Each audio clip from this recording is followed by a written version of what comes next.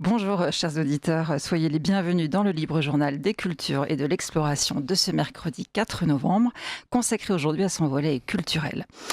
Au vu de l'état actuel de notre pays qui se dégrade de plus en plus, de l'image déplorable qu'il renvoie au monde entre crise politique, économique et maintenant vol d'une partie des bijoux de la couronne en plein jour dans le plus grand musée de France, il y a de quoi avoir le moral en berne et la nostalgie d'époques plus glorieuses. Alors c'est pourquoi, il m'a paru opportun de convoquer notre histoire, ces grands personnages, ces événements marquants tels qu'ils ont pu être célébrés et immortalisés à travers l'art, histoire de nous apporter un peu de réconfort. L'année dernière, j'avais eu le bonheur de recevoir Sophie Rouberty et Laurent Dandrieux pour leurs ouvrages respectifs à destination des enfants et des jeunes, à savoir pour Sophie Rouberty, Promenade au musée, 25 tableaux pour apprendre à regarder l'art, et Laurent Dandrieux, une cinémathèque idéale. Et j'avais été très séduite, tout comme bon d'entre vous d'ailleurs, par la qualité de leurs ouvrages destinés à donner le goût du patrimoine culturel aux jeunes. C'est pourquoi je leur ai demandé de revenir dans cette émission pour nous présenter leurs derniers ouvrages qui, ça tombe bien, sont en lien avec notre patrimoine culturel de nouveau. Donc Sophie Rouberty, vous nous proposez Promenade au musée, l'histoire de France racontée en 25 œuvres d'art, publiées par les éditions Critérion. Et Laurent Dandrieux, vous, c'est Le Roi et l'Arlequin, Louis XIV, Molière et le théâtre du pouvoir, édité chez Artege.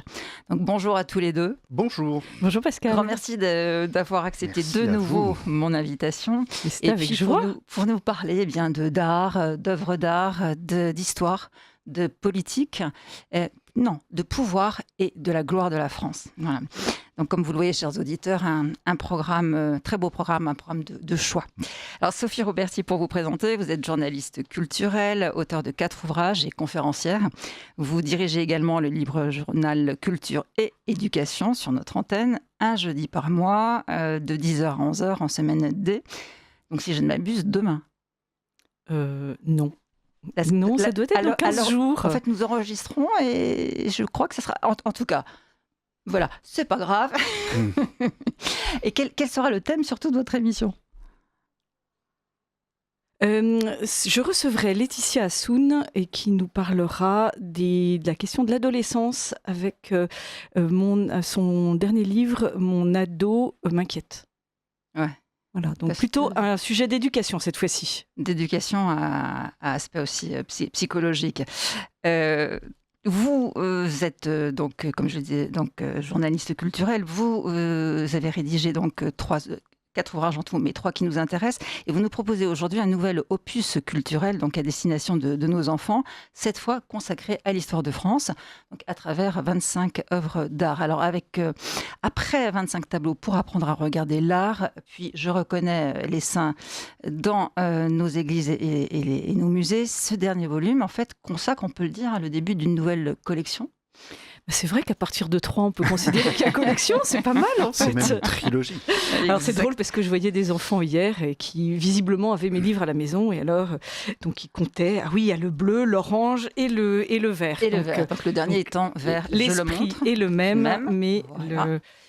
mais Voilà. la couleur est différente. La couleur Voilà. est différente. Et donc effectivement, 3, c'est une collection. Alors, une très jolie collection donc à mettre dans la bibliothèque de nos enfants, mais surtout, je trouve qu'il s'agit quand même, il faut le dire, d'un guide précieux pour donner envie à nos enfants d'aller voir nos œuvres d'art sur place.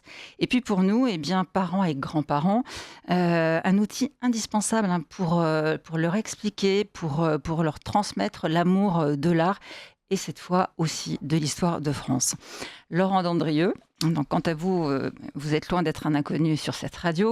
Donc, je vais quand même faire une petite présentation succincte. Donc je dirais que vous êtes journaliste culturel, critique de cinéma, rédacteur en chef culture de Valeurs Actuelles et enfin un auteur éclectique et talentueux d'une dizaine de livres dont les domaines de prédilection sont le cinéma, la littérature. Vous avez reçu le prix de l'Académie française pour la confrérie des Intranquilles, 21 portraits d'écrivains.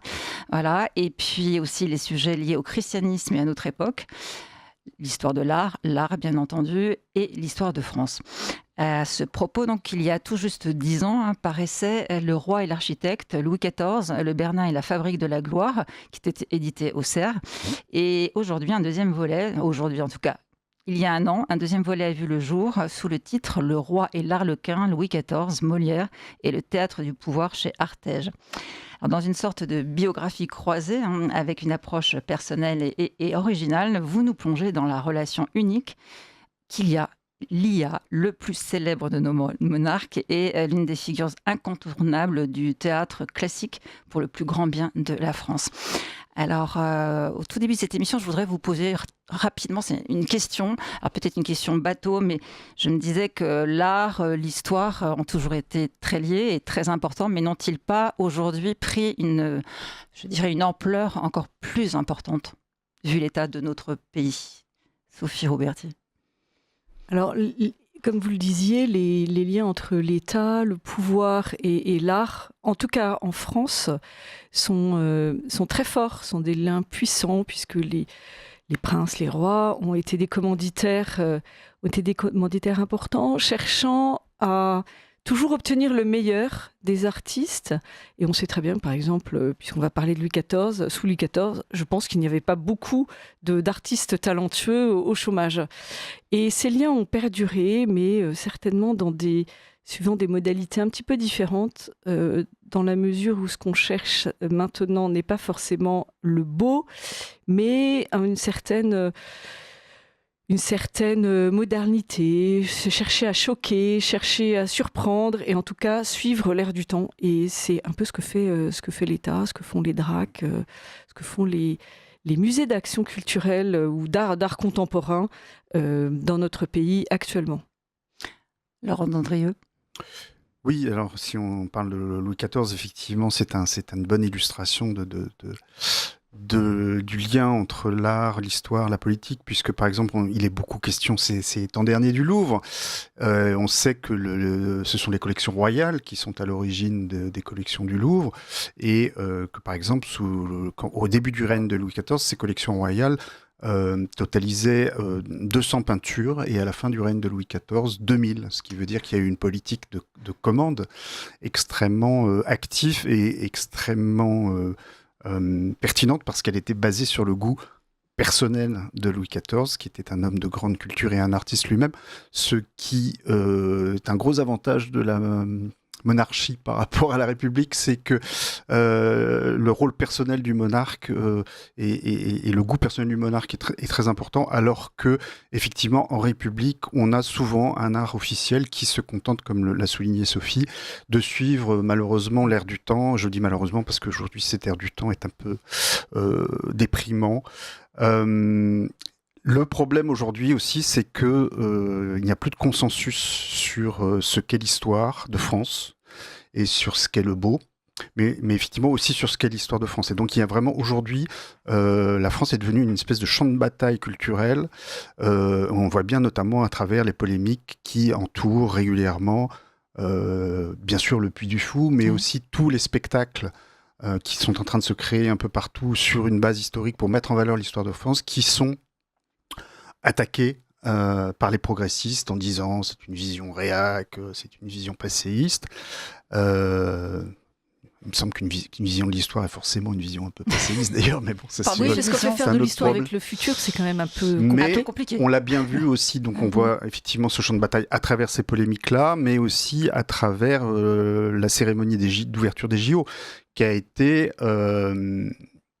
une parfaite illustration de ce que ne devrait pas être une politique culturelle, c'est-à-dire utiliser ce qui devrait être un grand moment d'unité nationale pour déconstruire l'histoire de France et pour déconstruire l'identité nationale.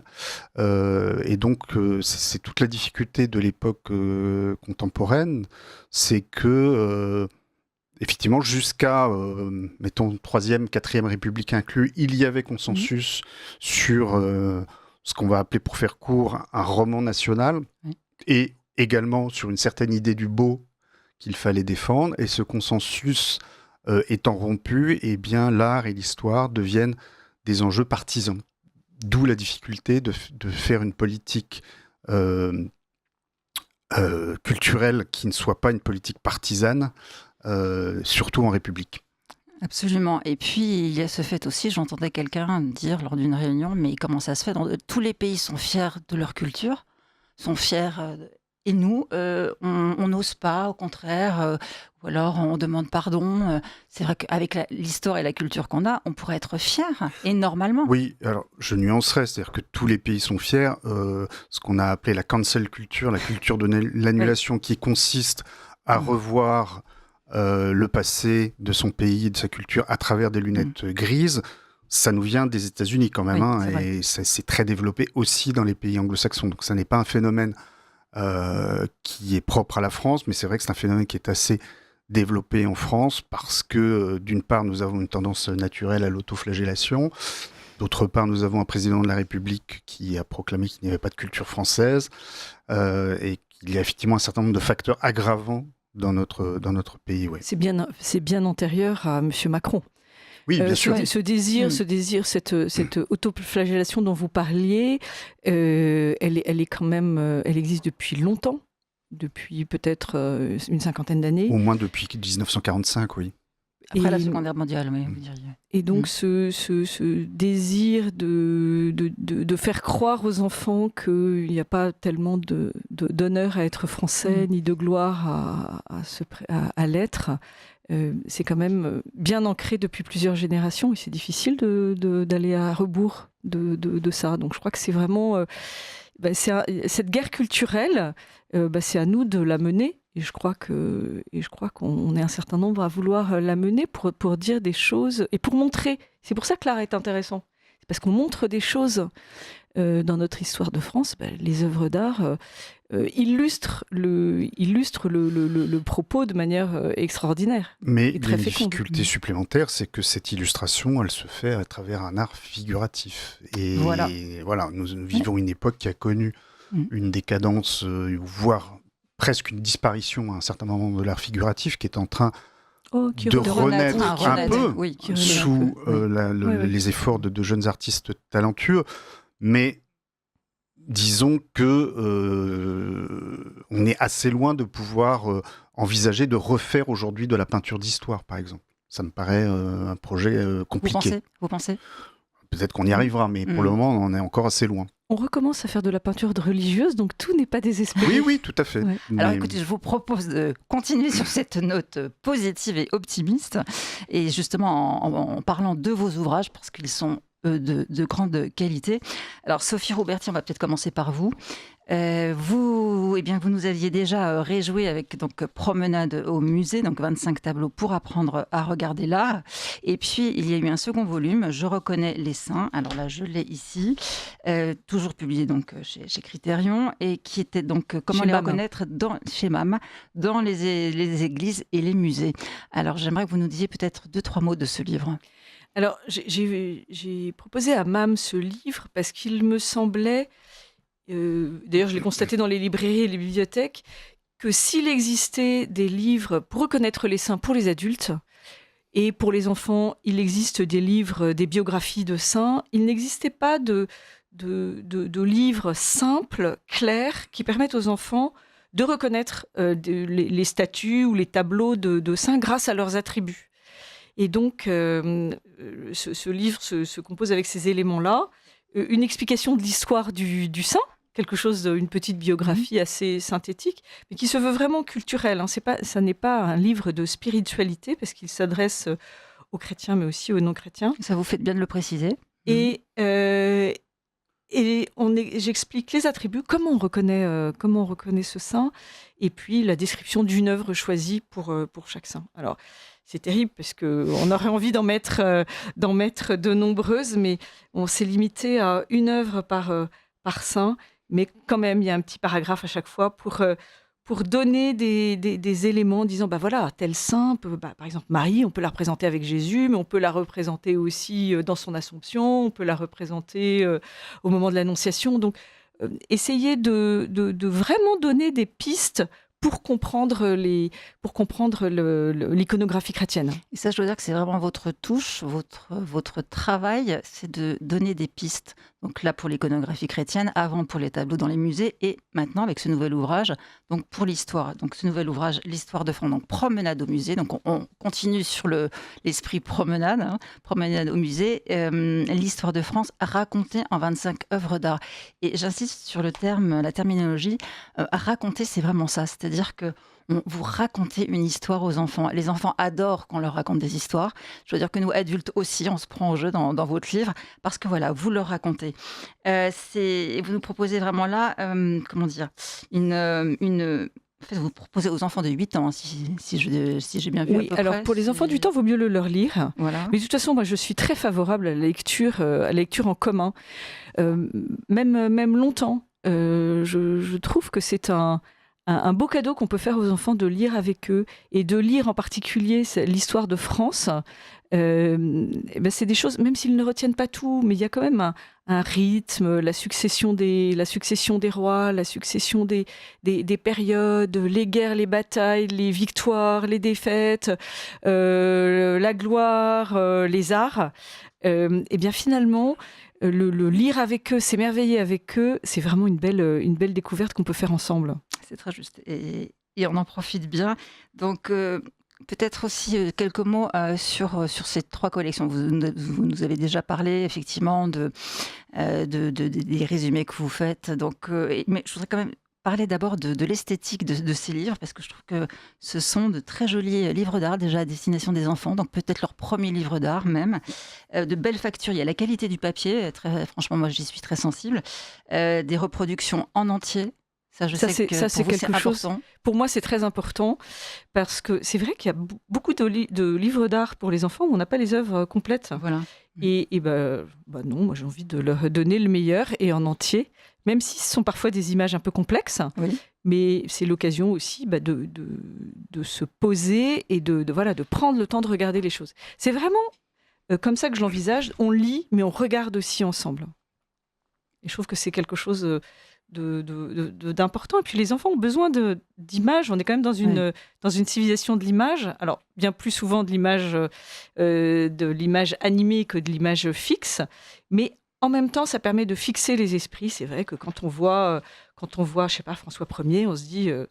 Le titre d'un des paragraphes, c'est le portrait d'un roi puissant. Quand on regarde François Ier, on voit effectivement. Vous pouvez peut-être le montrer. Voilà, on voit effectivement que François Ier est puissant. Il y a toute sa majesté, son en ampleur. jean, t-shirt, basket. Voilà. Et puis, il y a les couleurs. Les couleurs, moi, j'apprécie toujours beaucoup. On retrouve ça aussi dans les 3 guides. Ces belles couleurs qui ne sont pas agressives, qui restent très subtiles et en harmonie à chaque fois avec l'œuvre d'art. Alors, c'est vrai que la maquettiste, la direction artistique est assez remarquable sur ces livres. Je dis d'autant mieux que ce n'est pas moi qui m'en suis occupée. Bien évidemment, il y a des gens talentueux pour ça. Et puis, je voudrais aussi souligner, mais peut-être aviez-vous prévu de le faire, de parler des illustrations de Éléonore de la Malva. Allez-y, je vous en prie. Oui, tout à fait. Et en fait, qui vient non pas rajouter quelque chose... qui vient rajouter quelque chose en plus. Voilà, parce que c'est vraiment des illustrations charmantes. Les enfants sont déguisés ou habillés comme... Voilà, faire un zoom. Voilà. Comme à l'époque, ou alors dans le baptême de Clovis, on a ces petites pastilles et je trouve que c'est très bienvenu. Et Dieu sait si les enfants aiment se déguiser, se costumer, donc forcément en plus ça leur parle, comme on dit, beaucoup. Donc ça c'est vraiment pour l'aspect esthétique, on va dire, pour la forme. Et en ce qui concerne le fond, je trouve qu'il est très important de dire qu'il s'agit d'un texte très bien écrit. Vous dites, vous êtes toujours respectueuse du jeune public. Tout comme vous d'ailleurs, Laurent Dandrieux, dans votre dictionnaire notamment du cinéma. Vous utilisez un langage qui n'est pas familier, un langage soutenu, mais toujours, en tout cas à l'échelle des enfants, qui peut être expliqué par un adulte, avec des explications également sur l'art, sur une période historique, sur un événement. C'est toujours très clair, très précis. Et ça, c'est important. Et puis, c'est vrai qu'on a vraiment comment dire, un beau panel en fait de l'histoire de France pour en revenir à ce dernier livre-là. Vous avez ciblé vraiment des périodes importantes. Je voudrais vous demander comment avez-vous fait pour réaliser votre choix. On imagine cornélien. Oui, en savez, 25 tableaux. Bah, écoutez, l'histoire de France en 25 tableaux, c'est effectivement un peu présomptueux, mais choisir, c'est renoncer. Donc, j'ai essayé de dire l'essentiel, même si mon mari, en le lisant, me dit « Mais tu ne parles pas de Louis XI ?» Bah non, je n'ai pas eu le temps de parler de Louis XI. Et j'en suis désolée. J'ai essayé que ça couvre des événements importants, mais ce qui manque, faudra aller le chercher ailleurs. Et puis peut-être que c'est aussi l'occasion d'aller lire d'autres livres. Mais en fait, avec mon éditrice, on a tout de même essayé de faire le lien, c'est-à-dire que le lien entre les épisodes, c'est-à-dire que s'il manque un épisode majeur, parce qu'il y en a tellement qu'on en manque forcément, on essaye quand même dans le paragraphe introductif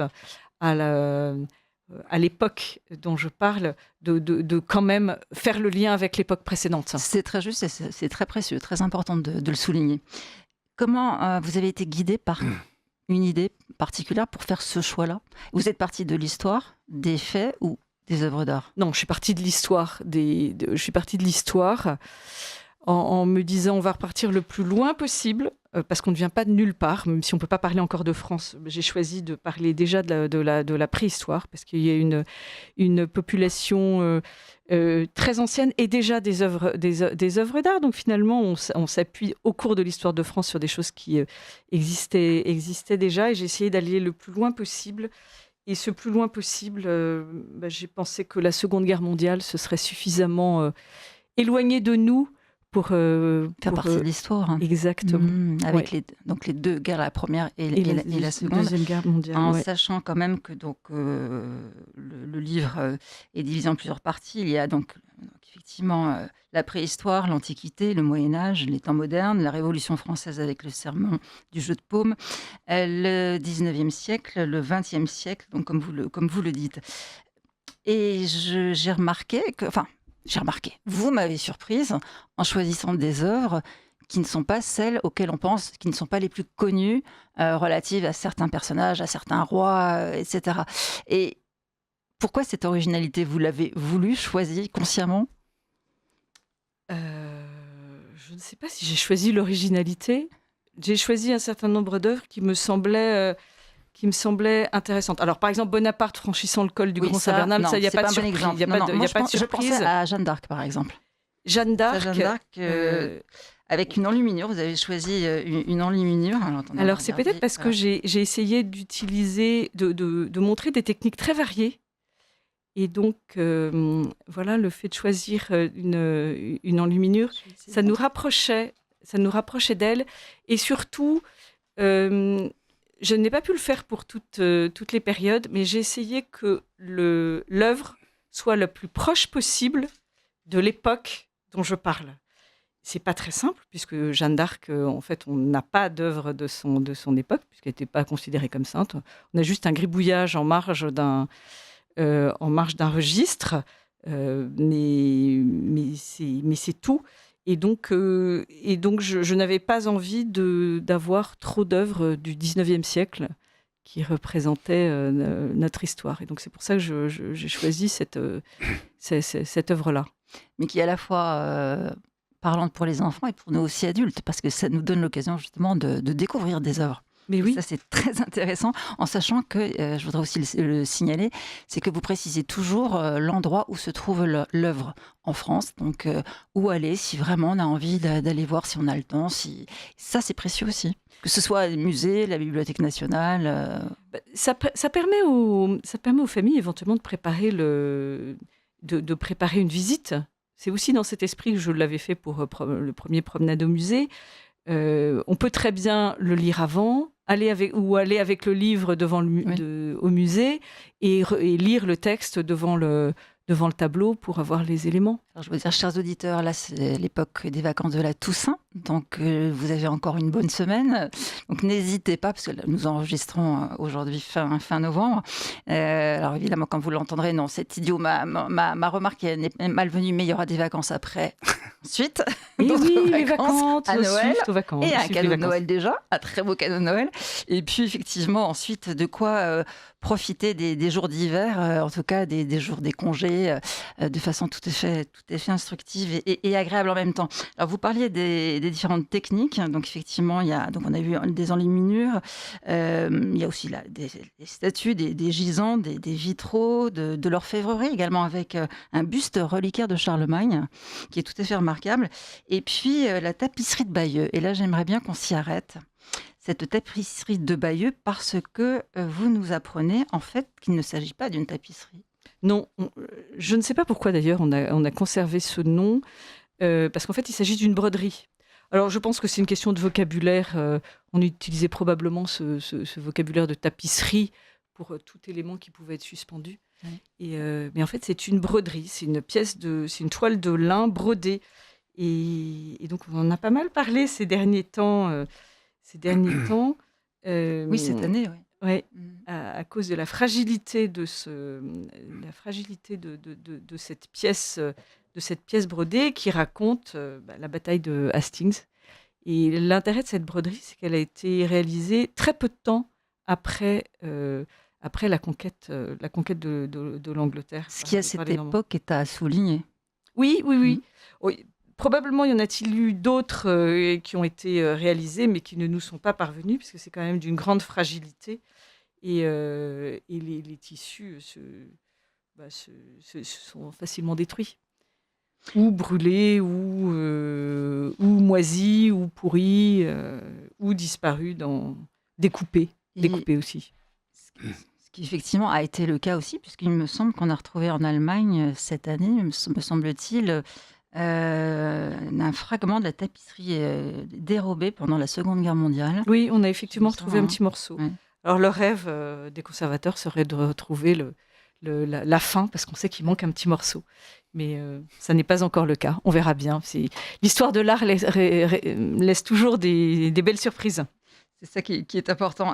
C'est une tapisserie donc, qui nous apprend beaucoup, bien sûr, sur la vie au XIe siècle, donc ce riche monde médiéval. Et puis, ce que j'apprécie toujours aussi, c'est que vous parlez donc, des détails. Et dans les détails, bien sûr, vous parlez aussi de la comète de Halley, qui est déjà représentée. Alors, ce qui est incroyable, c'est qu'effectivement, la comète de Halley apparaît dans cette tapisserie. Et de fait, elle est passée, en 1066, elle est passée dans le ciel occidental. Donc, c'était une observation astronomique tout à fait réelle. Ce qui est absolument remarquable. Et est-ce que l'on sait qui a réalisé cette tapisserie ? On imagine que ce n'est pas une seule personne. Non, forcément. Alors il y a une légende, mais qui est finalement relativement récente, elle daterait du XVIIIe siècle, qu'elle aurait été réalisée par la reine Mathilde, l'épouse de Guillaume le Conquérant. Mais en fait, il s'avère que ça n'est certainement pas le cas, mais on ne sait pas qui l'a brodée. Mais c'est certainement l'œuvre d'un nombre relativement important de brodeuses. Alors après cette tapisserie, on a sélectionné toutes les deux un tableau. Alors là, on avance dans le temps. Henri IV qui joue avec ses enfants au moment où l'ambassadeur d'Espagne est admis en sa présence. Donc on imagine un tableau tout de même assez décalé, assez étonnant, qui est peint par Ingres donc au XIXe siècle. Donc là, bien après. Oui, c'est un tableau peint assez longtemps après l'événement, mais l'événement est avéré et on voit effectivement, et d'ailleurs je crois qu'il y a plusieurs tableaux qui représentent Henri IV dans cette situation assez amusante où il y a 4 pattes dans son salon à côté de son épouse et il a des enfants sur le dos, il joue avec ses enfants. Alors, on prétend qu'en fait, il aurait demandé à l'ambassadeur d'Espagne, avez-vous des enfants ? Et devant sa réponse positive, il aurait dit, je termine mon tour. Voilà. Tout naturellement. Tout ce qu'il voulait dire, vous comprendrez bien qu'il y a des choses plus importantes à faire. Voilà. Et en tout cas, vous pouvez bien m'attendre quelques instants. Et sur le tableau, la seule qui soit majestueuse, c'est la reine. Oui. Oui. Elle a sur les la tête, une de ces petites filles qui a sa tête sur les genoux de la reine. Et c'est charmant. Mais c'est savoureux de voir un roi de France quand même ô combien célèbre et qui a remis d'ailleurs la France sur pied, hein, il faut le dire aussi. Oui. À l'époque, hein, en luttant notamment contre la corruption, qui a simplifié le système fiscal. Là, on pense un peu à aujourd'hui, je referme la parenthèse. C'est très étonnant de voir ce grand roi dans cette attitude-là et en même temps, c'est magnifique. Alors, je ne suis pas certaine que à son époque, il aurait choisi de se faire représenter de cette manière-là. Bon, en tout cas, je trouve que l'épisode est savoureux. Et puis, pour les enfants, c'est amusant de leur montrer les rois de manière un petit peu différente, parce que j'ai choisi un certain nombre de portraits royaux qui sont bien plus majestueux que celui-ci. Absolument, absolument. Et alors maintenant, je vous propose de passer à un autre tableau. Alors celui-ci est en rapport direct avec notre émission Culture et Exploration et donc Les Explorateurs. Et là, il s'agit d'un tableau de Nicolas André Monciaux, donc intitulé, donc c'est Louis XVI, et qui donne ses instructions à La Pérouse le 29 juin 1785. Donc Louis XVI en tant que patron de la fameuse expédition du comte de La Pérouse, donc l'une des plus importantes du siècle. J'ai trouvé intéressant de montrer cet aspect de Louis XVI, parce qu'on lui a fait beaucoup de reproches, mais ce qu'on ne sait pas toujours, c'est qu'il était passionné d'exploration et passionné de découverte du monde. On le voit d'ailleurs sur le tableau, il a des cartes, il a un globe terrestre, et cette dimension stratégique de l'expédition témoigne de son implication dans la préparation de cette expédition. Voilà, donc on voit La Pérouse qui est en train de visiblement choisir son itinéraire avec le roi, ou de lui montrer l'itinéraire qu'il a choisi. Alors, je ne sais pas si c'est vrai ou pas, mais on prétend qu'au pied de l'échafaud, il aurait demandé si on avait des nouvelles de Monsieur de La Pérouse, qui n'en avait pas donné, et pour une bonne raison, c'est que son bateau était échoué et avait disparu corps et biens. Et dans le tableau, on voit d'ailleurs, je crois que c'est le ministre de la Marine, le maréchal de Castres, qui tient à la main une liasse. Alors on voit une liasse d'instructions comme un livre, hein, une liasse d'instructions qui provient, enfin, qui constitue les remarques de l'Académie des sciences, annotées par la main de Louis XVI. Voilà, ce qui montre son intérêt pour l'affaire. Ces expéditions ne sont pas des expositions personnelles. La navigation comprenait à peu près, les bateaux comprenaient à peu près 200 personnes, c'était 2 bateaux. 200 personnes, c'est quand même... L'astrolabe et la boussole. Voilà, c'est ce qui est très important pour recueillir des données scientifiques, découvrir de nouvelles terres, rapporter des plantes aussi, des espèces, etc. Ouais. Non, mais c'est tout à fait là. D'ailleurs, vous écrivez dans le petit résumé donc, de l'expédition de La Pérouse. Il devient ainsi, donc, en parlant de Louis XVI, le patron de l'expédition du comte de La Pérouse, soit l'une des plus importantes du siècle. Commencée en 1785, elle vise à compléter l'exploration de l'océan Pacifique. Elle a plusieurs enjeux: mettre en avant la puissance de la France et de sa marine, établir de nouvelles routes de commerce et améliorer les connaissances de l'époque. Donc, comme vous le disiez, c'est vrai que ce fut une expédition de grande ampleur et dont il est resté pas mal de choses. Et on a retrouvé d'ailleurs les bateaux, en tout cas ce qu'il en restait au large du Pacifique. Et ce qu'il faut savoir, c'est qu'on partait pas et on rapportait tout en même temps. Non, c'est ça, voilà. Régulièrement, on envoyait des données qui permettaient de nourrir les connaissances que l'on avait. Donc chaque fois qu'on débarquait quelque part, on laissait des lettres et des informations, ce qui permettait de suivre l'état d'avancée de l'expédition. Et fort heureusement, parce que sinon on n'aurait pas eu tout ça. Alors, après ce roi qui joue avec ses enfants, ce roi géographe, je voudrais maintenant qu'on parle d'un roi danseur. Alors là, chronologiquement, on revient un peu en arrière dans l'histoire. Il s'agit de Louis XIV, bien sûr, comment ne pas parler de lui, en Apollon, à l'occasion du ballet royal de la nuit. Peint en... En fait, ça a été fait en 1653, si je ne m'abuse. Et non, je ne dis pas, ce n'est pas... C'est une aquarelle et mine de plomb anonyme, hein, je crois, c'est ça ? Qui se trouve à la Bibliothèque nationale. Oui. Alors, je voulais vous demander, c'est quand même une image assez insolite du roi. qu'on a l'habitude de voir dans les livres d'histoire, tel qu'il a été représenté par Hyacinthe Rigaud, justement. Oui, avec, généralement, c'est celle qui est choisie. Ouais. Et justement, je n'avais pas envie... D'ailleurs, j'ai choisi Hyacinthe Rigaud pour représenter Louis XV, donc on aura quand même, si on est passionné de la représentation de portraits royaux, très Fleur-de-Lysée, on l'aura. Mais ce Louis XIV en Apollon me semblait intéressant parce que cette aquarelle montrait une des caractéristiques du roi, qui était, paraît-il, un excellent danseur. Il aurait pu être professionnel. En tout cas, il dansait avec des professionnels et avait un talent particulier pour la danse qu'il a pratiquée pendant longtemps. Et je trouvais que c'était intéressant d'avoir cette dimension de la culture en action. Surtout que vous dites c'est vraiment un véritable portrait du roi. Donc là, il est bien reconnaissable. Oui, on est sûr que c'est lui. Et également, on apprend que la position des jambes fut reprise par Hyacinthe Rigaud dans son fameux tableau. Exactement. Donc ça, c'est étonnant aussi. On apprend énormément de choses en lisant ce livre. Alors, ce roi danseur, Laurent Dandrieux... Oui, c'est une caractéristique un peu méconnue, même si on en a tiré un film qui s'appelait Le Roi Danse, c'est que ça n'était pas pour lui un simple passe-temps ou une simple passion, même si c'était aussi cela. C'était un véritable art qu'il pratiquait, effectivement, comme l'un des meilleurs danseurs de son temps. Il avait commencé à pratiquer la danse à l'âge de 7 ans. Il a dansé en public jusque, je crois, dans sa quarantaine.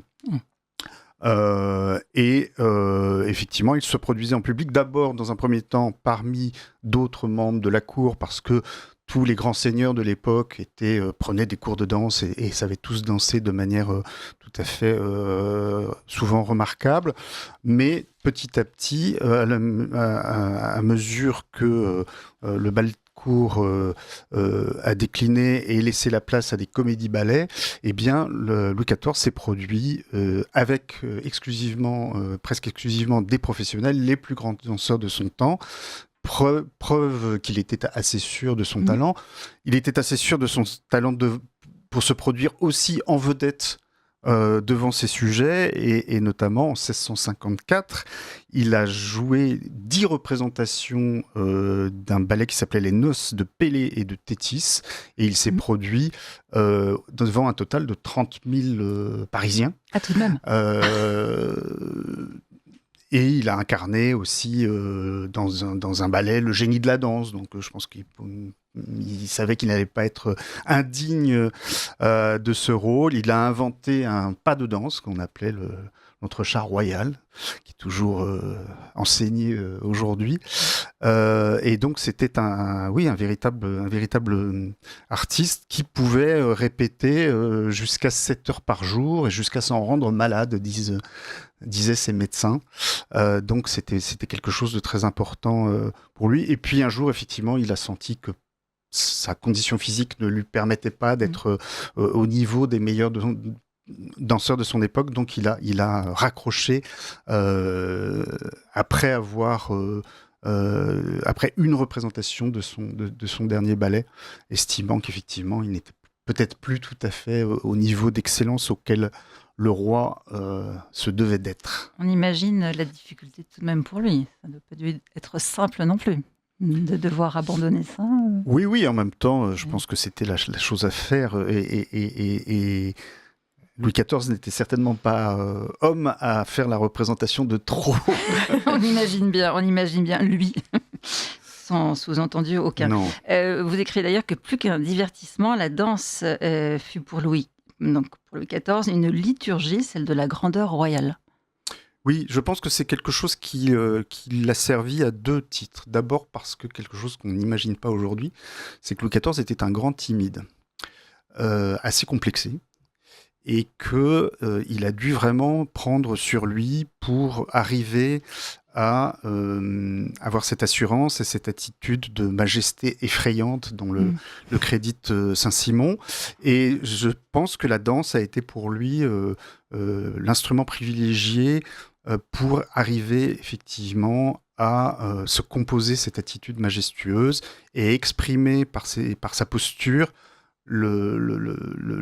l'autorité qu'il ressentait, qu'il voulait exprimer sans être se sentir forcément capable de l'exprimer par lui-même.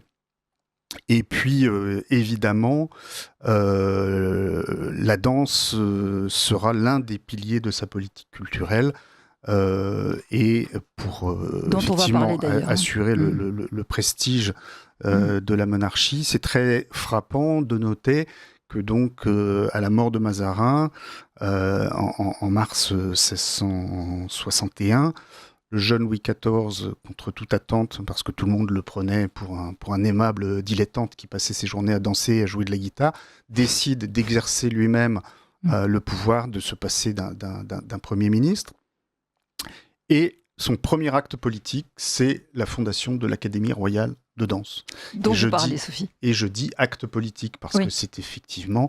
la politique culturelle faisait partie de la politique et de ce souci qu'il avait constamment à l'esprit d'assurer la grandeur et le rayonnement de la France. Dans le cadre de cette Académie royale de danse, il demandera à ce que l'on invente une codification des pas de danse, ce qui sera fait, c'est-à-dire que c'est grâce à Louis XIV que on peut garder la trace des anciennes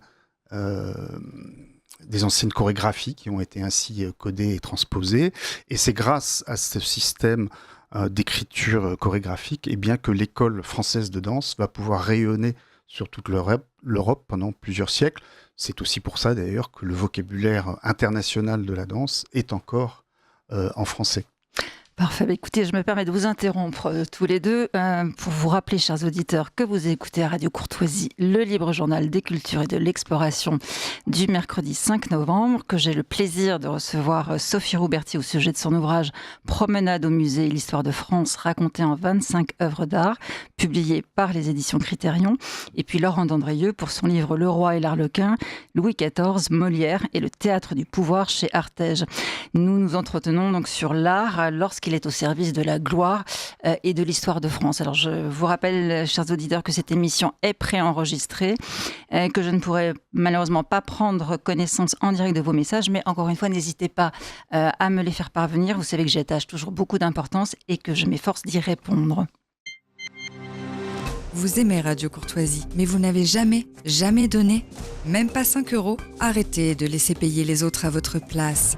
Faites un don maintenant sur soutenir.radiocourtoisie.fr ou envoyez votre chèque au 61 boulevard Murat, 75 016 Paris. Et vous verrez, vous vous sentirez mieux. Alors, chers auditeurs, nous reprenons donc le fil de notre émission en terminant avec Sophie Rouberty sur son livre, donc je le rappelle, Promenade au musée, l'histoire de France racontée en 25 œuvres d'art. Et je crois, Laurent Dandrieux, que vous aviez une question à lui poser. Oui, on parlait tout à l'heure de différents matériaux que Sophie a utilisés pour les œuvres choisies, et notamment la dernière œuvre, c'est un vitrail qui représente un des parachutistes qui ont sauté sur le territoire français à l'occasion du débarquement. Et je voulais savoir si vous aviez choisi ce vitrail parce que justement vous vouliez qu'il y ait un vitrail dans votre sélection d'œuvres, ou est-ce que vous n'avez pas trouvé de peinture représentant la Deuxième Guerre mondiale, puisqu'on parlait tout à l'heure du fait que la peinture d'histoire est en capilotade aujourd'hui. Alors, c'est la deuxième, c'est la deuxième proposition, puisqu'en fait, je n'ai pas trouvé. J'ai trouvé des œuvres évoquant la Seconde Guerre mondiale, qui étaient des œuvres soviétiques, et D'accord. Même d'assez belles factures, mais ce n'était pas ce que je souhaitais pour le livre. Et donc, je me suis rendu compte qu'il y avait très peu d'œuvres qui évoquaient ce sujet. Et finalement, ce parachutiste serait tout à fait sympathique. Et je crois qu'on a tous à l'esprit, à l'esprit le jour le plus long.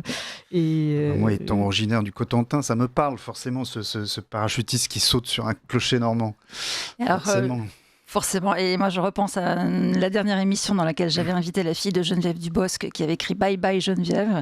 Je ne sais pas si cela vous rappelle quelque chose.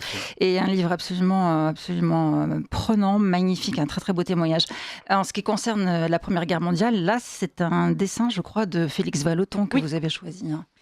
Oui. Donc, même question que Laurent Dandrieux. J'ai trouvé que cette gravure était donnait bien la mesure de l'horreur de la Première Guerre mondiale avec cette explosion absolument gigantesque, énorme, la terre ravagée. On a vaguement un arbre complètement détruit qui apparaît, mais sinon rien. Et dans une tranchée, apparaissent juste des demi-cercles qui figurent les casques des soldats et des traits pour montrer leurs baïonnettes. Et on avait vraiment je crois que Vallotton a vraiment saisi la petitesse de l'homme face à l'horreur de ces explosions et de ce qui a pu se passer de ce que les combattants ont subi pendant la Première Guerre mondiale. Je trouvais que c'était très explicite. C'est vrai. Et puis la gravure, je trouve que la gravure qui permet, ici c'est en noir et blanc, m'a permis de bien rendre cette atmosphère vide. Oui, oui. Et terrible. Tragique. Écoutez, Sophie Roberti, un grand merci pour ce joli livre, ce 3e opus, donc Promenade au musée, l'histoire de France racontée en 25 œuvres d'art, que je vous conseille vivement, chers auditeurs, de vous procurer pour vos enfants, petits-enfants. Et même pour vous-même, parce que finalement... Exactement. Je trouve que même s'il y a des petits dessins, des dessins assez enfantins, finalement, le texte est... Mais parfaitement. Et tout à fait... n'est pas ridicule pour des adultes. Loin de là, et on apprend beaucoup, et j'ai beaucoup appris, en tout cas, et je vous en remercie. Et puis, je trouve qu'effectivement, on apprend à apprendre. Oui. C'est-à-dire que tous les parents ne savent pas forcément comment montrer une œuvre. Absolument. Et donc, avec l'aide de Sophie, ils pourront apprendre effectivement sur quoi insister, comment organiser la présentation d'une œuvre à leurs enfants. Et ça, c'est fondamental, absolument. Et c'est un outil qui manquait, je le signale. Bien, alors suite à cette judicieuse remarque, Laurent Dandrieux, je vous propose de passer donc à votre ouvrage. Le Roi et l'Arlequin, là je le montre bien, Le Roi et l'Arlequin, donc Louis XIV, Molière et le Théâtre du Pouvoir, édité chez Artege. Alors là, un très beau livre, récit entre le récit et l'essai. Vous parliez tout à l'heure, donc vous avez commencé à parler de la politique culturelle de Louis XIV. Et manifestement, vous êtes particulièrement sensible, attaché. Vous aviez déjà, dans un ouvrage donc antérieur intitulé Le Roi et l'architecte, donc évoquer cette importance donc de cette politique artistique de Louis XIV avec le Bernin. Voilà, je ne suis pas encore tout à fait au niveau de la trilogie, mais il m'en manque encore un. Il m'en manque un, mais ça ne saurait tarder. Et oui, non, c'est effectivement, je trouve que ce qui m'a intéressé dans ces deux sujets, c'est que ce sont deux excellentes clés pour entrer dans cette politique artistique de Louis XIV à travers des histoires très concrètes, très romanesques dans le cas du Bernin, plus étendues dans le temps dans le cas de Molière, mais qui effectivement permettent d'éclairer sous de lumières différentes cette politique qui est absolument un modèle du genre. Alors en quoi Alors, d'ailleurs, je reviens à l'ouvrage de Sophie et à l'aquarelle qui montre Louis XIV, le jeune Louis XIV en danseur, puisqu'il est costumé déjà en soleil. Et donc, effectivement, tous ces ballets de cour qui seront la première participation active du jeune Louis XIV avant même qu'il soit roi à la politique culturelle de son pays, ils ne sont jamais gratuits. Il y a toujours une thématique qui met en scène une certaine image du roi, une certaine idée de la monarchie, en l'occurrence, très souvent, cette métaphore qui revient tout au long du règne de Louis XIV en soleil, astre autour duquel toute la vie de la nation gravite, et astre qui dispense la chaleur, la lumière et la prospérité autour de lui. Donc il y a effectivement une utilisation très consciente, très codifiée des arts pour diffuser un certain message royal. Alors aujourd'hui, le problème, c'est que quand vous dites ça, les gens pensent tout de suite propagande, manipulation des arts au service de la gloriole du roi. Évidemment, dans le cas de Louis XIV, ça n'a rien à voir avec cela. Ne serait-ce que parce que nous sommes en monarchie et que le roi est l'incarnation et le père du peuple français. Et que donc, quand il cherche sa gloire, ça n'est pas sa gloriole, c'est-à-dire il cherche... Le mot gloire, d'ailleurs, avait une définition assez différente de celle qu'on a aujourd'hui. C'est effectivement... Aujourd'hui, on le prend plutôt au sens de vaine gloire, au sens de gloriole. La gloire pour un homme du XVIIe siècle, c'est tout simplement l'estime que va lui gagner auprès de ses contemporains et de l'histoire, le fait d'avoir accompli avec succès ce pourquoi il était fait. En fait, c'est d'accomplir son devoir d'État, la gloire. Et la gloire de Louis XIV, eh bien, c'est d'accomplir son devoir de roi, c'est-à-dire d'assurer la prospérité et le rayonnement de son pays. Et donc, quand les arts sont requis pour travailler à la gloire du roi, ils sont en fait requis pour travailler à la grandeur et au rayonnement de la France. Et toute la politique culturelle de Louis XIV va être ordonnée à cela. Alors, je me permets de vous citer dans ce livre, Le roi et l'architecte, Louis XIV, Le Bernin et la fabrique de la gloire. Non, le premier. Ah, pardon. Ah, là, je fais référence au premier. On était reparti sur le premier. Non, parce que j'ai trouvé justement un extrait qui permet de bien illustrer ce que vous dites. Vous écrivez qu'en protégeant notamment Molière, donc vous en parlez déjà, le roi Soleil travaillait à la prospérité de son peuple tout autant et durablement qu'en accroissant son domaine par la guerre, en modernisant son gouvernement ou en tâchant de développer son économie. Chaque décision concernant les arts était mûrie comme une décision proprement politique. C'est ce que vous disiez d'ailleurs à propos de la danse. Oui. Tout à l'heure. Et c'est d'autant plus vrai que Louis XIV prend le pouvoir à l'issue d'une période particulièrement troublée, qui est la Fronde, qui l'avait profondément traumatisé comme enfant, puisqu'il avait vécu dans sa chair ce vacillement sur ses bases de l'autorité royale.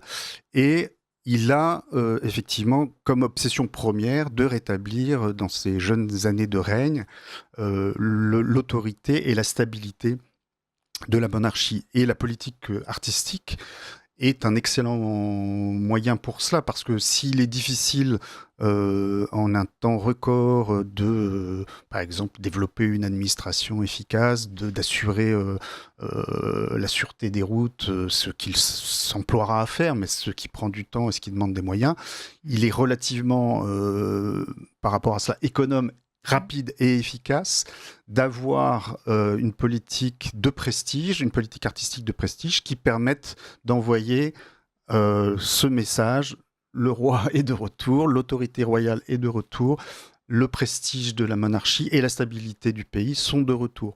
Et donc c'est vraiment le message que va convoyer la politique artistique de Louis XIV de manière extraordinairement efficace et prestigieuse, avec le secours, évidemment. Il a eu cette chance de naître à un siècle où la culture française était à son summum, et c'est effectivement, il a tout fait pour la valoriser, tout fait pour la soutenir, et tout fait pour la développer et la faire rayonner, mais il a eu la chance, effectivement, de naître dans le même siècle que Molière, que Corneille, que Racine, et que le Brun et le Vau. Donc c'était quand même une bonne base de départ.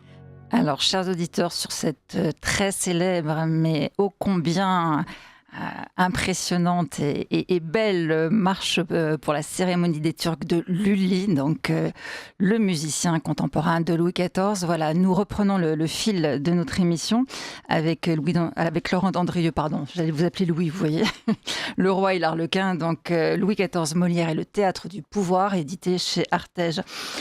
Et pour parler de ce livre, donc parlons-en là vraiment maintenant. On a parlé du précédent. Celui-ci, je voudrais dire que c'est donc je le disais tout à l'heure, un livre entre récit et essai, très agréable à lire, où on retrouve vraiment votre très belle plume, Laurent Dandrieux. Un livre aussi très instructif qui évoque l'intégralité des pièces de Molière, il faut quand même le souligner, et l'histoire de chaque pièce aussi. Également son contexte, là encore on apprend beaucoup, et puis c'est un livre personnel où vous nous faites part de votre point de vue, de votre interprétation aussi, mais qui est très judicieuse. On imagine le travail en amont que vous avez dû faire de recherche, de lecture, donc il y a une importante bibliographie quand même à la fin de l'ouvrage. On imagine peut-être aussi votre travail dans les archives et surtout, on apprend en vous lisant, et bien que vous n'avez réussi à trouver aucune de lettres écrites par Molière. Alors oui, c'est pas moi qui n'ai pas réussi parce que les gens qui ont travaillé là-dessus sont nombreux et je laisse faire les historiens. Moi, je ne suis qu'un modeste metteur en scène, si je puis dire, de leur recherche et de leur découverte. Mais c'est un des mystères de Molière, c'est qu'effectivement, on n'a aucune lettre qui lui ait été adressée, ce qui à la limite peut s'expliquer parce que si elles étaient toutes conservées en un même lieu, mais il aurait suffi que ce lieu brûle pour qu'elles disparaissent tout en même temps. Mais on n'a aucune lettre qui l'ait écrite à quelqu'un d'autre. Alors ça, j'avoue que c'est pour moi quelque chose de beaucoup plus mystérieux. Et c'est assez compliqué pour les historiens d'écrire une vie de Molière parce qu'en fait, on n'a non seulement pas de correspondance, mais on n'a pas de mémoire, on n'a pas de confidence, et on en est réduit à des conjectures pour savoir ce qu'il ressentait, ce qu'il pensait, ses intentions. Et en fait, l'histoire de Molière est en grande partie légendaire, c'est-à-dire qu'il y a des biographes contemporains ou un peu postérieurs qui ont fait des écrits où le vrai se mêle au faux et à l'inventé. Et toute la difficulté est de faire le tri entre ce qui, parmi ces informations, peut être vraisemblable, est absolument aberrant, ou effectivement nous met sur la piste de vérité. Donc il y a un travail de discernement à faire quand on parle de Molière, et c'est très intéressant parce que moi j'ai évidemment lu quantité de biographies de Molière, et le tri n'est pas le même suivant les historiens, c'est-à-dire qu'il y a des biographes qui retiennent telle ou telle légende comme authentique, d'autres qui l'écartent d'un revers de main. Donc on est obligé, quand on parle de Molière, de toute façon de faire de l'interprétation. Est-ce que ça veut dire qu'en fait, est-ce que ça veut dire qu'en fait, on est obligé d'utiliser le conditionnel tout le temps avec Molière, ou enfin très souvent avec Molière ? Je l'utilise assez souvent personnellement, et oui, il faut, en tout cas, ça oblige à beaucoup de prudence. Par exemple, certains biographes font des transpositions de son œuvre à sa vie privée, disent que tel de ses personnages dissocie des belles-mères. Voilà l'opinion que Molière avait de sa belle-mère, puisque il a été orphelin de mère très jeune et que son père s'est remarié un an plus tard. On ne sait absolument rien de ce que Molière a éprouvé de la perte de cette mère, et ni de ce qu'il pensait de cette belle-mère, mais voilà, certains font cette transposition. Ça peut donner des pistes, mais c'est certainement pas à prendre au pied de la lettre. Donc voilà, on en est réduit effectivement à pas mal d'hypothèses, et en fait, surtout, c'est intéressant parce que finalement,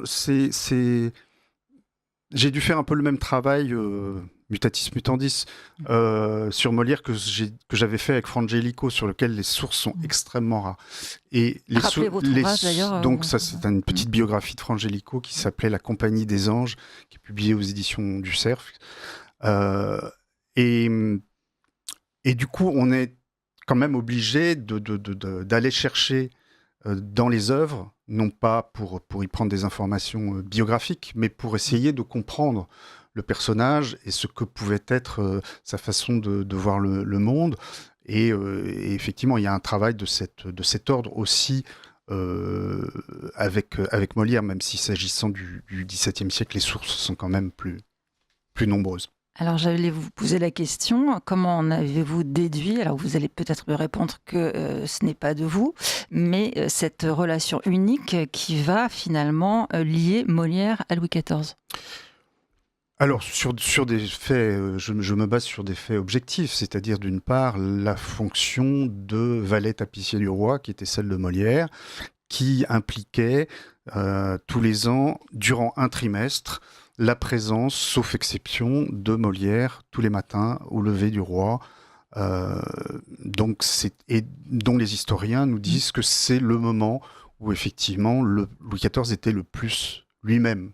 Le public n'était pas encore rentré dans la chambre du roi, eh bien, il n'avait pas encore endossé son personnage de roi, puisque c'est très exactement ce qu'il faisait dès qu'il était en public. Et il avait une relation beaucoup plus libre et beaucoup plus déliée avec ses valets, qui n'étaient pas des valets au sens où nous l'entendons aujourd'hui, c'est-à-dire de simples domestiques issus du peuple, mais des gens de très bonne extraction.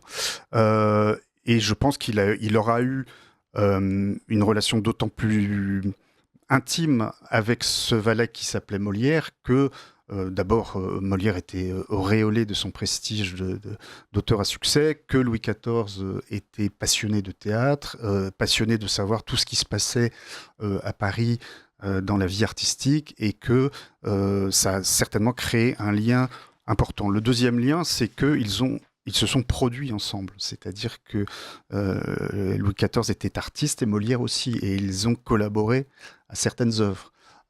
Collaboré non seulement parce que Louis XIV passait des commandes très précises à Molière et que Molière les accomplissait avec un zèle particulier, mais aussi parce que Louis XIV a dansé dans des ballets ou des comédies-ballets où Molière jouait.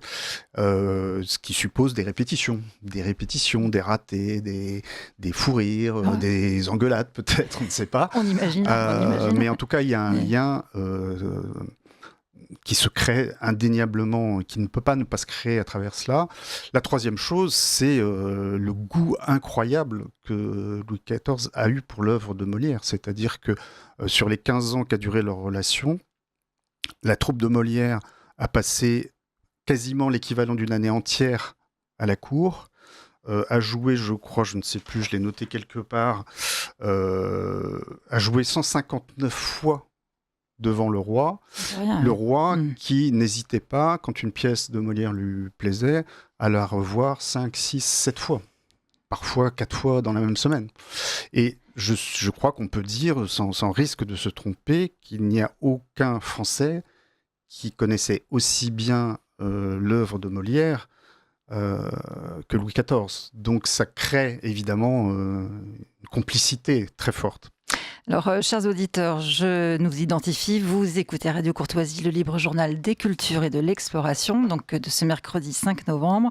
J'ai le très grand plaisir de recevoir Sophie Roberti au sujet de son ouvrage Promenade au musée, l'histoire de France, racontée en 25 œuvres d'art et publiée par les éditions Critérion. Et Laurent Dandrieux pour son livre Le Roi et l'Arlequin, Louis XIV, Molière et le théâtre du pouvoir chez Artege. Voilà, et nous évoquons l'art lorsqu'il est au service de la gloire, de la grandeur et de l'histoire de France. Je vous rappelle que cette émission est préenregistrée. Donc, Laurent Dandrieux, revenons justement à ces similitudes. Peut-être pouvons-nous déjà parler de leur rencontre ? Oui, alors ça se passe au Louvre.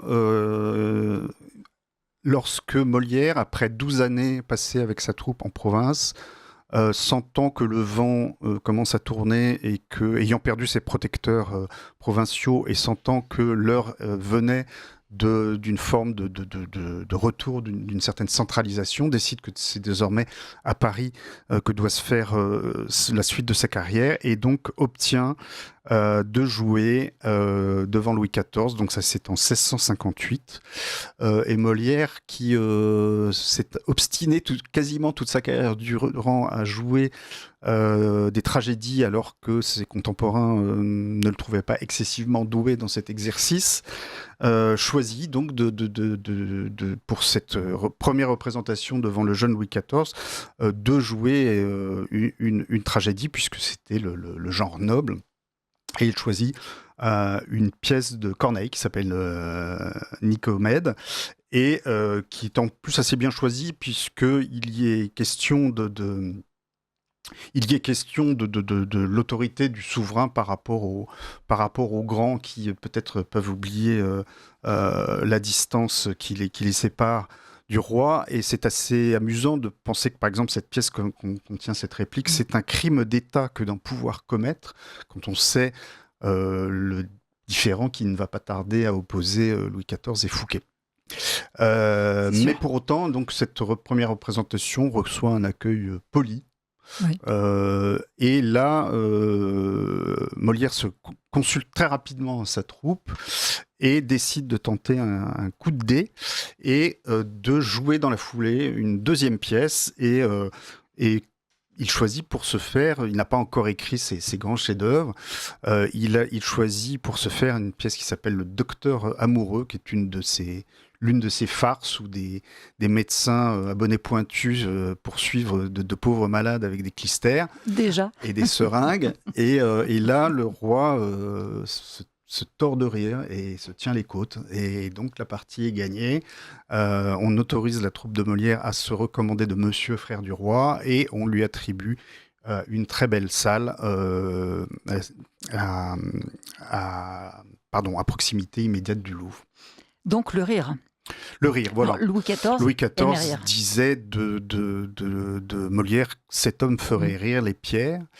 Et c'est très étonnant parce qu'autant, effectivement, en public, Louis XIV était très attaché à faire le roi, autant quand il assistait à des pièces, notamment de Molière, eh bien, il semble perdre complètement ce souci de sa majesté et il rit, disent les témoins, à s'en tenir les côtes.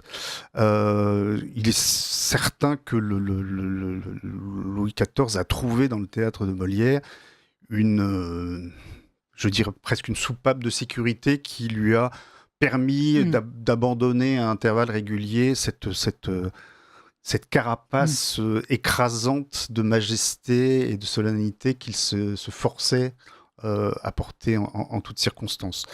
Oui, il aimait rire, il aimait le théâtre, il aimait le spectacle, et il cherchait une forme particulière de spectacle, c'est-à-dire qu'il voulait arriver à une forme de spectacle total qui mette en jeu à la fois la littérature, mais aussi la danse, mais aussi la peinture à travers les décors. Et cette forme, ça va finir par aboutir à ce qui sera l'opéra à la française, notamment tous ces magnifiques opéras coécrits par Quinault et Lully, mais dont les comédies-ballets de Molière, Molière et Charpentier, et plus tard Molière et Lully, seront des jalons vers cette forme de spectacle total que cherchait obstinément Louis XIV. Alors on voit un roi qui aimait rire, donc ce qui surprend aussi, un roi qui est très humain sous votre plume. On s'aperçoit aussi qu'il était très courtois, très bienveillant.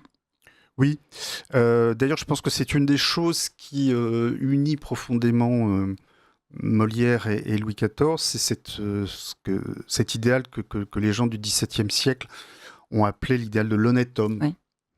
Et dans ces qualités de l'honnête homme, c'est-à-dire l'homme tel qu'il devrait être finalement, eh bien les questions de mesure, d'harmonie, d'équilibre, et donc aussi de courtoisie et de politesse et de galanterie sont absolument essentielles.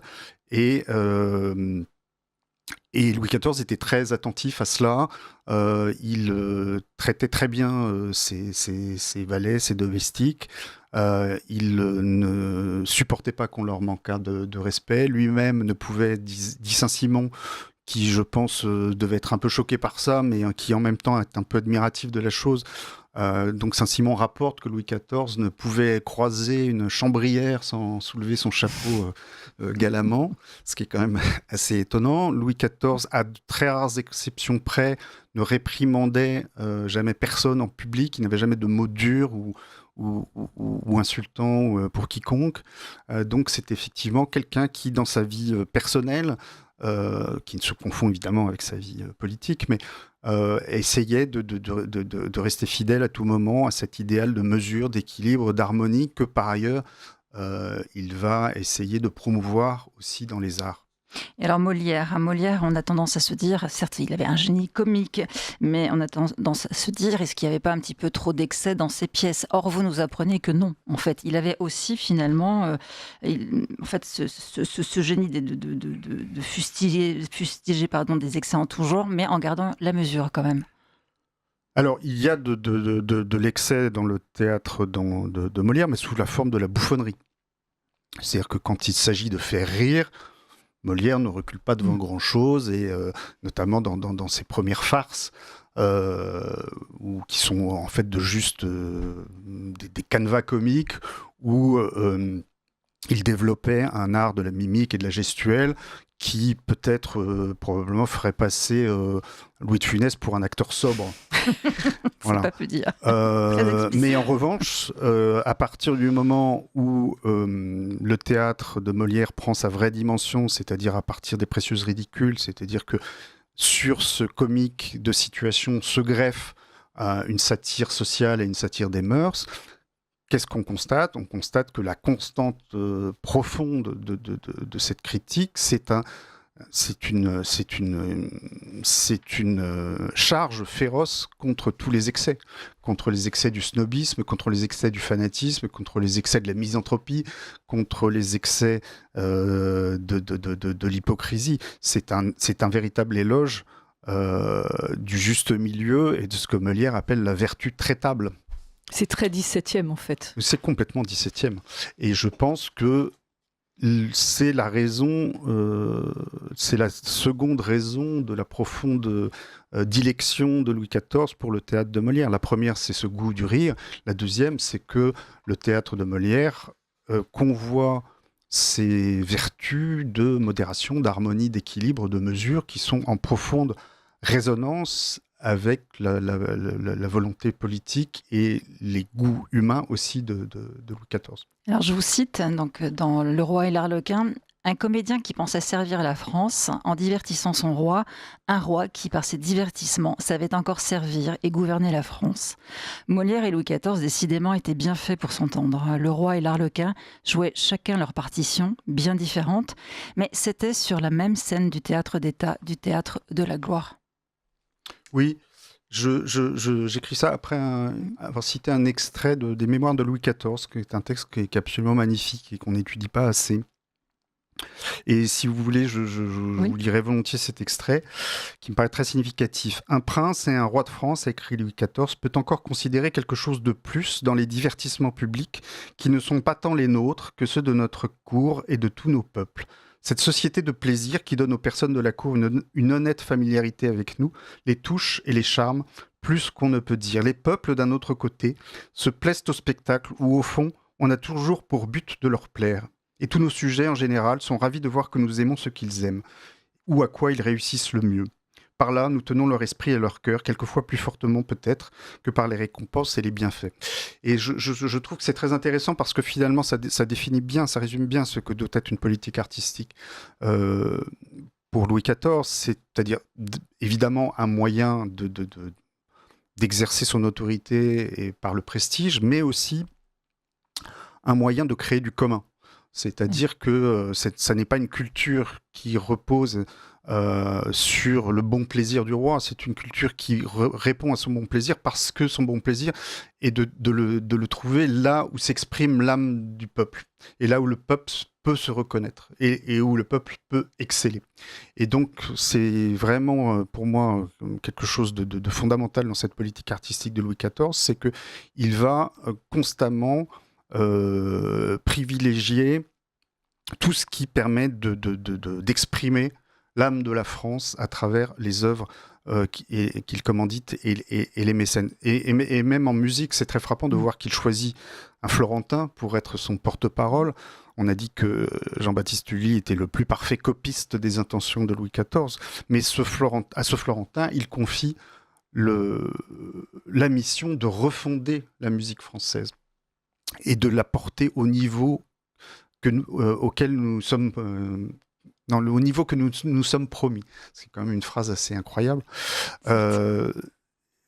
Et c'est aussi ce que j'ai voulu montrer dans mon livre sur les rapports de Louis XIV et le Bernin, c'est-à-dire que Louis XIV fait venir le Bernin pour finir le Louvre parce que les architectes français n'avaient pas proposé des projets qui lui paraissaient suffisamment majestueux, mais le Bernin arrive avec des projets complètement italien. Il veut faire un palais romain à Paris. Et Louis XIV se rend compte que non, les projets du Bernin sont magnifiques, mais un palais romain à Paris, ça n'a pas de sens. De la France, voilà, ça et n'a donc pas de on le sens. renvoie poliment dans ses foyers et on demande à Perrault finalement de faire cette colonnade qui est peut-être moins grandiose que ce que projetait le Bernin, mais qui est infiniment plus française.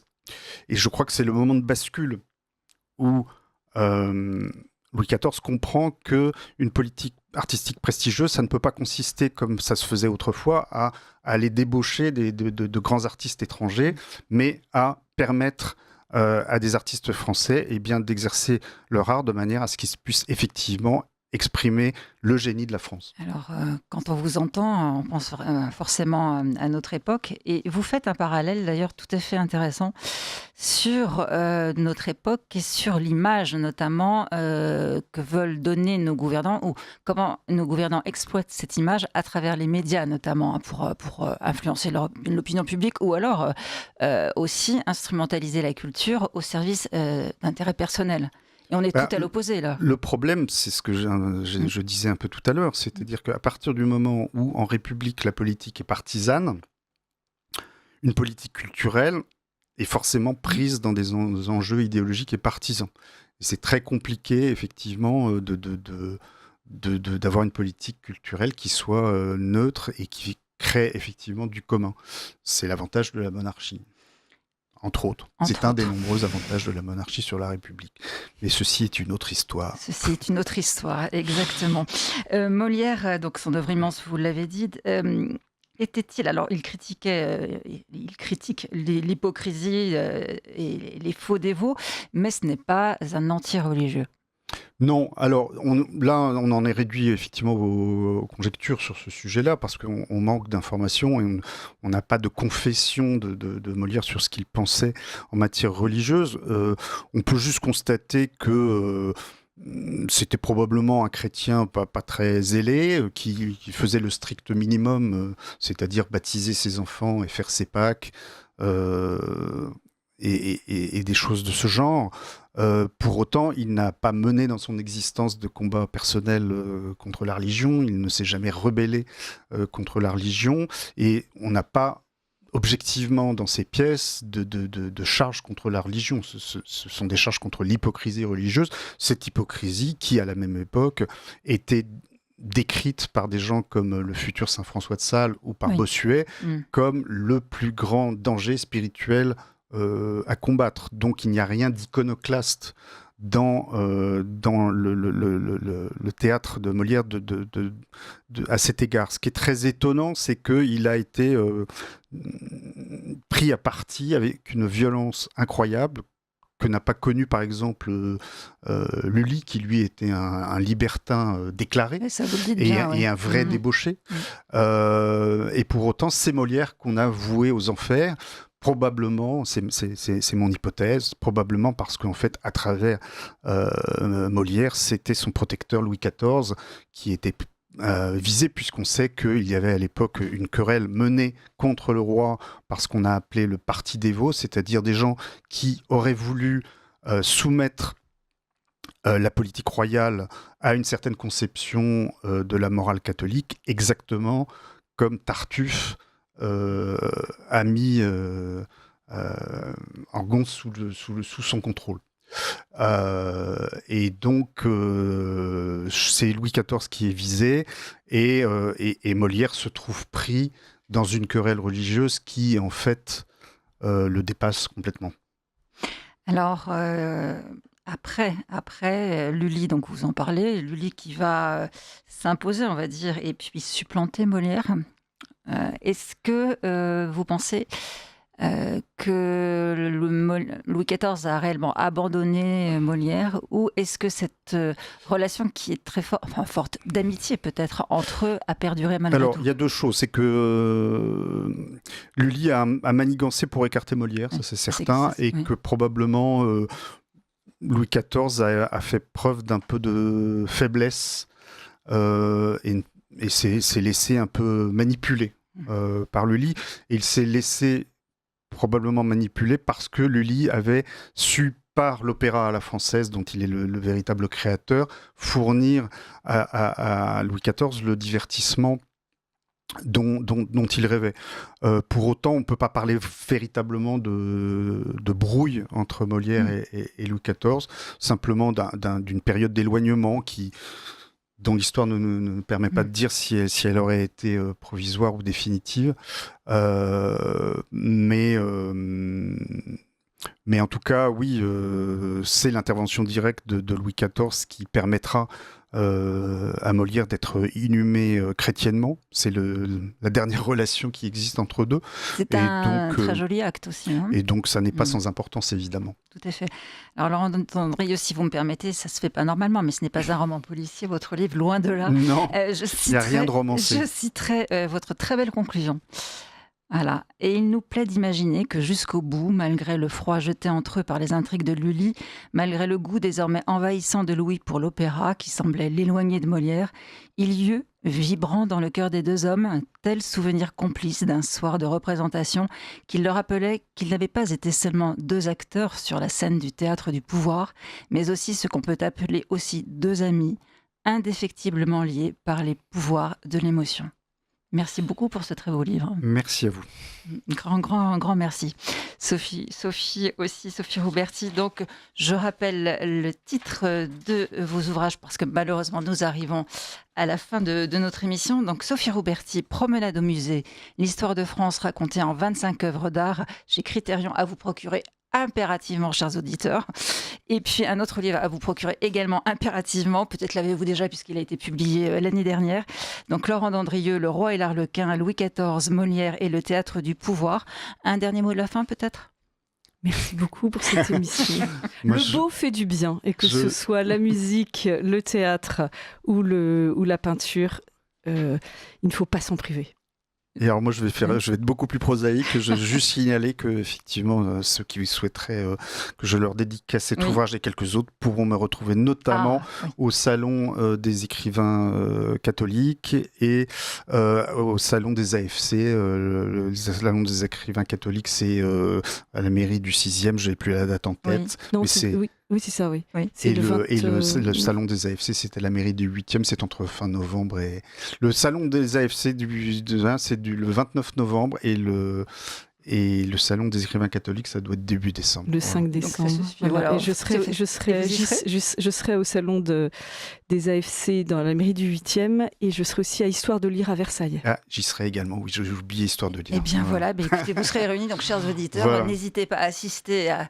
Vous avez le choix, l'embarras du choix, donc assez dédicace pour rencontrer ces deux invités qui nous ont émerveillés durant cette émission et qui redonnent chacun à sa façon ces lettres de noblesse à notre France si malmenée et qui nous apportent du réconfort et pourquoi pas une envie d'œuvrer à la protection et à la promotion, surtout auprès des jeunes générations, de notre patrimoine. Donc un très grand merci à tous les deux. Merci à vous. Merci Pascal. Merci chers auditeurs, je vous rappelle que vous êtes les acteurs, on parlait théâtre, mais vous êtes les acteurs principaux de cette radio qui sans vous n'existerait pas. Et nous comptons vraiment sur votre générosité et vous savez que ce n'est pas un vain mot. Voilà, merci beaucoup à Benoît à la technique. Et puis bien, quant à moi, il me reste à vous donner rendez-vous dans 4 semaines.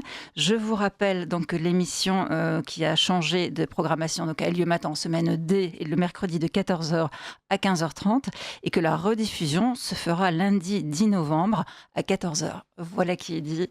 Merci beaucoup encore. À très bientôt, chers auditeurs. Au revoir.